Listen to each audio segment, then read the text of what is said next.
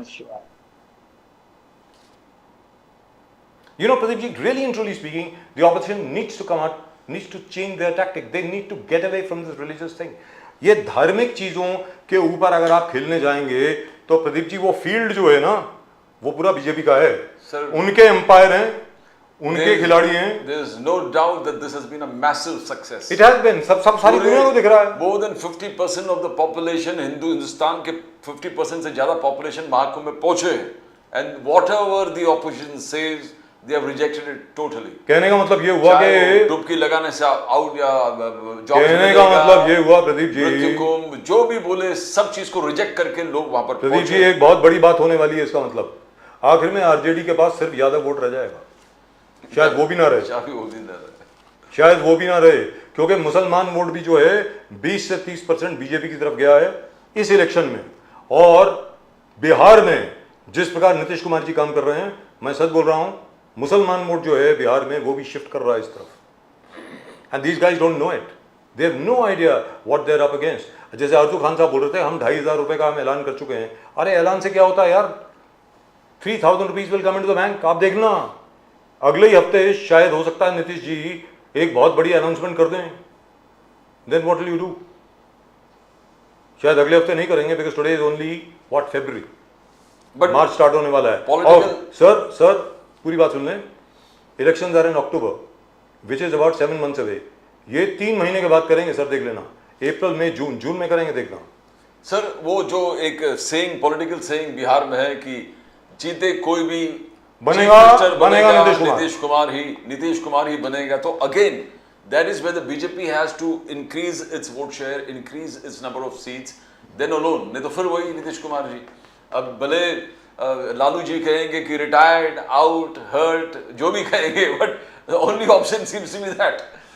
जो भी है सत्ता, जो भी जीतेगा बनेगा नीतीश कुमार ही. अब वही दिसंबर तक दिख रहा है. एब्सोल्युटली लग तो यही रहा है प्रदीप जी. 243 सीटों में से मुझे लगता है that the NDA is heading for a majority, because irrespective of whatever Tejasvi Yadav does, for instance, the best opportunity that Tejasvi Yadav had was in the Lok Sabha. Lok Sabha चुनाव में अगर आपको याद होगा पूरा गांधी मैदान फुल हो गया था ऑलमोस्ट. पहली बार जब फुल हुआ था जब हमारे छगन भुजबल जी ने समता परिषद वहां पर करी थी, तब फुल हुआ था गांधी मैदान में. अब फुल हुआ तेजस्वी यादव जी की रैली में. आज तक नीतीश कुमार की रैली में आधे से भी कम लोग भीड़ आती है, पीछे कनात लगा देते हैं लोग. प्रधानमंत्री जी के लिए इतने लोग नहीं आए आज तक कभी पटना के गांधी मैदान में तेजस्वी यादव जी के लिए आए. लेकिन प्रॉब्लम क्या है ना प्रदीप जी, वो सारे यादव थे, तकरीबन मेजॉरिटी यादव थे. वो तो वैसे ही उनके वोट हैं, जिसकी वजह से जो एक्सपेक्टेशन थी, जो हम लोगों की अपेक्षा थी कि तेजस्वी यादव बहुत अच्छी सीटें लेकर के आएंगे बिहार में, वो नहीं हुआ. In fact, it was a total disappointment. How many seats did he get? I think 6 or 7. I'm worried about the micro planning that they do. Yes. BJP, most of the, if they succeed in Haryana, they succeed in Maharashtra. If they do the micro planning here, I think the matter is totally over. Sir, micro planning ही करनी पड़ेगी. RJD हो गए, BJP हो गए, मांझी साहब हो गए, पासवान हो गए, इन सबको जो माइक्रो चीज को जोड़ और नीतीश कुमार, केवट जितने भी हैं, बिल्कुल सारे के सारे इनके साथ हैं. मांझी साहब के साथ जो महादलित हैं वो सब मांझी साहब के साथ हो गए.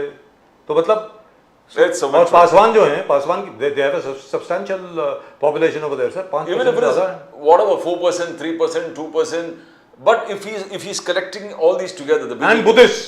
Yes. Pradeep ji, Buddhists, don't forget. सबको जिस प्रकार सर जो नालंदा यूनिवर्सिटी को, इसको माइक्रो प्लानिंग जो हम लोग कह रहे हैं, if it works, then I think it's over. Sir Nalanda university को जो ट्रांसफॉर्म किया गया है और गया में जो बुद्ध सर्किट बनाया गया है, बुद्धा रूट गया में, I am really telling you, the Dalits have nothing to complain about. Look at the manner in which Gautama Buddha, whom we consider to be the 9th avatar of Vishnu, is being projected in Bihar. उसके बाद आप क्या complain करेंगे sir? पूरे देश में project कर रहे हैं जी. जो गौतम बुद्धा सर्किट बना रहे हैं. जी दुरुस्त बात है. टूरिज्म सर्किट, जहां महात्मा बुद्ध, भगवान बुद्ध के जहां पैर पड़े वहां पर एक नया सर्किट बनेगा. Starting with the Sanchi, stupa at Sanchi. Sir, it's such a beautiful place. The stupa at Sanchi in Madhya Pradesh, everybody had neglected it. Now these guys have woken up to the fact that, hey listen, we will be able to get God knows how many billions of dollars from all the people from Southeast Asia, consisting mostly of Buddhists, even from China, and of course Japan, who would love to go where the Buddha went. And what is more, I have been told this, that there is already an agreement in the offing with the Sri Lankan government, that all those tourists will finally go to the last resting place of Gautama Buddha in Sri Lanka. So, there have been a meeting, in fact, and a lot Yes. of meetings have been from all the Southeast Asian countries. That's right. Where Buddha tourism so why is couldn't it be concerned. held earlier? मैं आपसे जानना चाहता हूँ ना प्रदीप जी, ये सब पहले भी तो हो सकता था. ये क्या है, 70 साल हो गए हैं, पहले भी तो हो सकता था सर ये. Why was it that the previous governments, especially the Congress, why were they ashamed of everything religious in Hindustan में? And when they did try to do something religious, they did it in such a ham-handed manner that it backfired on them. आप देखिए ना, फैजाबाद के magistrate जो हैं, वो बाबरी मस्जिद का किवाड़ खुलवा देते हैं और आरती अलाउ कर देते हैं कि वहां पे लोग भी आ सकते हैं. पहले आरती अलाउड थी. याद रखें, शुरू से जब बाबरी मस्जिद ढांचा पूरा बना हुआ था, इट वॉज द बाबरी मस्जिद. आप ढांचा कह लीजिए, जो मर्जी कह लीजिए, इट वॉज द बाबरी मस्जिद. मस्जिद के पास जहां पर राम चबूतरा है, उसके थोड़े से ही आगे गर्भगृह था जहां पे रामलला की मूर्ति थी. वहां पर आरती अलाउड थी शुरू से सर, 1948 से अलाउड थी. मेरा यह कहना है कि जब राजीव गांधी जी के वक्त, just to offset what took place with regard to Shah Bano, why didn't he go the whole hog? They didn't. I think it's a discussion, a long discussion for. Ji, why didn't he do that? Why didn't he make the Ram Mandir there? अगर मान लीजिए राजीव गांधी जी ये कह देते मैं तो राम मंदिर बना रहा हूं यहाँ पे, सर कोई कुछ नहीं बोलता. मैं आपको बता रहा हूं, he had 418 or 19 seats. कितनी थी? Almost 420 seats, I think. अरे सर क्या बात कर रहे हैं? He could have done it. He didn't do it. They went 5 steps forward, 10 steps back. आपने राम जन्मभूमि यानी भूमि पूजा आपने करवा दी. वहां पे कहां करवाई? बाबरी मस्जिद के उधर नहीं कराई, हनुमानगढ़ी में करा दी. वो तो आगे जाके, I mean, it's so stupid. That's the only conclusion I can come to. And by the way, the Congress hasn't changed even now. My problem with the Congress is, आप एक काम करें, अगर आप चाहते हैं आप गांधी जी का जो मार्ग है वो छोड़ दें.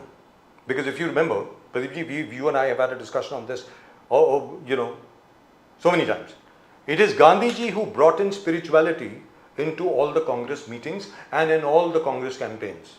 हर जगह पे राम धुन गाना, ये गाना, जो पुराना जो हम बहुत पुराना भजन है, रघुपति राघव राजा राम, उसको चेंज कर देना, ईश्वर अल्लाह डाल देना वहाँ पे. तो मेरा ये कहना है, महात्मा गांधी ने धर्म का प्रचार किया और धर्म की आड़ में उन्होंने सब लोगों को अपने साथ लाए. वो क्योंकि उनको मालूम था कि भारत में the only thing which works is religion. अगर रिलीजियस फीलिंग कोई है तो लोग आएंगे.